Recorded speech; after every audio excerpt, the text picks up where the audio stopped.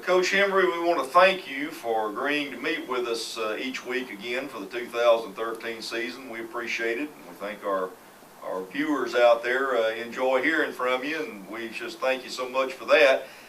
Give us kind of an overall picture of how the fall practice has gone. You know, it's went good. We've had some great days, and we've had some not so great days, like probably anybody at this time of the year. First week it was really hot. Second week it had a cool front coming in, and then last week when it got hot again. So it's been kind of a tale of 3 different weeks. But I thought our guys really grinded through it and got through it, and we've improved some in some areas, and not as much as we'd like to in others. Well, you had a controlled scrimmage. I guess that's what we call it, a controlled scrimmage with Stuttgart Monday night. And talk about that a little bit, just kind of what your impression was. You know, I was pleased with it. We did a lot of good things. We ran the football well. I think Calais had 9 carries for right at 70 yards, 69 yards, and really got him started. Didn't want to give him too many carries, but at the same time we wanted to get the cobwebs out, make sure he got hit a couple times. And thought we threw the ball well. I thought Drake handled us. I thought Drake and Justin both did some good things. We missed a couple that we should have hit, but overall, I was pleased with that. We got a lot of work to do up front. Right now, we're missing one starter up front with Adam Nolan. That's been a big concern for us going in. You know, he started for us every game last year, and we won't get him back for a few more weeks now. But we got to have some guys step up right there, because right now we're trying not to play anybody both ways. Hopefully, through the first 3 weeks, we'll be able to do that. But overall, defensively, I thought we ran the football really well. You know, in the scrimmage game, what you're looking for is effort. You're not looking, in technique, and we didn't give them a chance to play too much technique is what we was trying to do. But we just tried some different things up front, trying to move them a little bit, something that we didn't do last year, and just see if we could do it or not, and just get it on film and see what we could do. So overall, you felt like it went pretty well, accomplished what you wanted to try to accomplish? Oh yeah, it did. You know, we got great film on it. We got to play somebody besides ourselves, which is good this time of the year. And you know, Stuttgart team who's real physical. They really well coached. They do stuff right. So that gives us a good look on where we're at as a football team and what we need to improve on. And I thought it did that. Well, I know you've been asked this before, because I've heard you and read about it a little bit. But the highest expectations for 2013. We're rated very high as far as the publications are concerned, and a lot of people, media-wise, are expecting a lot out of the Lumberjacks. How are you, the players, the coaches, handling those high expectations? We really don't talk about it much. You know, before the season we did a little bit, but I think our kids understand that preseason does not mean anything, that we got to grind ahead of us, and we got to improve to get there to where we want to get to at the end of the year. We've got to make a tremendous improvement, and we will. We will improve from the scrimmage game to week 1 and then week 1 to week 2, and with our non-conference schedule, that allows us to do that. That's one of the reasons why we do what we do here, is because it allows us to find our weaknesses early. And last year, I thought we was a really good football team at the end of the year, and we started out 0-3 and played 3 good football teams. 2 of them one of them won a state championship, and one of them made it to the semifinals, and then we were able to find our weaknesses. And when we got into conference time, we were able to correct them, and that allows us to do that. And you know, the expectations right now, it don't mean anything to us. You know, it's fun for the fans to read about and the community to read about. But as far as us as a team, we know that it really don't start till week 4. That's when we need to start worrying about that kind of stuff. As far as we need to make sure we get a good seed for the playoffs and have a chance to win a state championship. Well, you kind of touched on this, but you do have what, by any stretch of the imagination, is a pretty rugged non-conference schedule. Those first 3 games, you pretty well explained why you try to do that, but how do you see things develop in the first 3 weeks? It's not that I try to do it. It's just hard to find people to play us too. We've asked people around here to play us for next cycle, and right now we don't have anybody. I left all 3 dates open, and then we're going to play Stuttgart in the 2nd date next cycle, and PA the cycle after that. So, and we've asked every surrounding school in this area to play us, and they won't. It's not in our conference, and so it's not it's not something that we want to do every year. But it don't hurt to do it some years. You hate to do it every year, but it allows us to get better.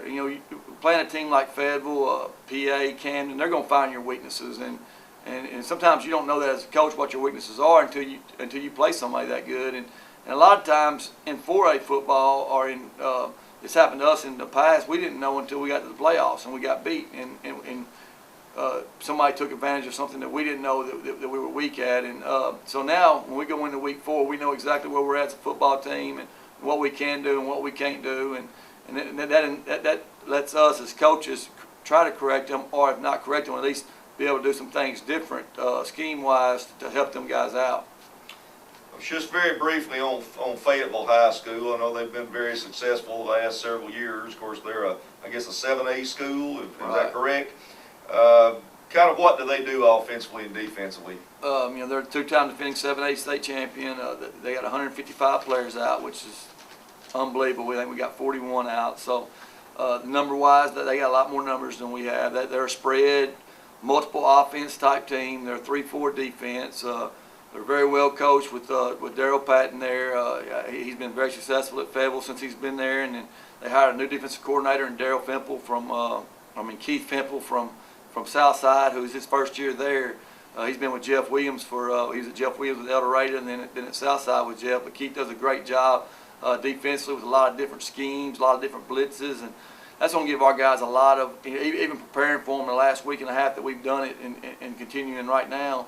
It's let our kids get better. I'm not saying we're good enough to go up there and pick up everything they do, but at least once we see it now, the next time we see it, we might be better at it. But it's going to be tough for us. We understand that our kids are up for the challenge. We're excited about getting to play in Donald Reynolds Razorback Stadium.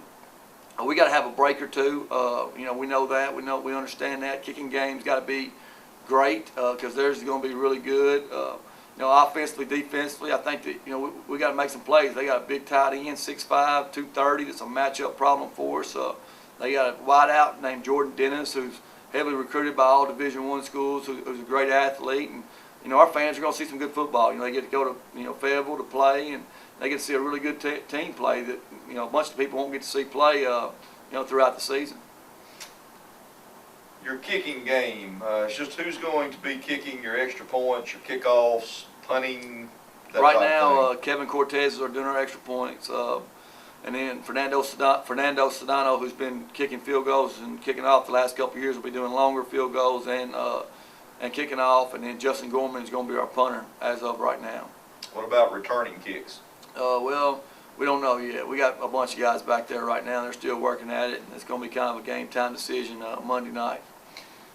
Well, kind of wrap this up. You think your offense or defense is ahead at this point as far as where you hope they'll be? I think defensively we are. I think we had a bunch of starters back from last year, which helped. We're able to do a lot more than we did last year. And I think we showed that in the scrimmage. We didn't play much base defense the other night just because we just want to see our defensive line. We didn't do our whole package. We just did some things up front that moving Aaron and moving Michael that we wouldn't normally do against a running team, just to see if they could move from gap to gap.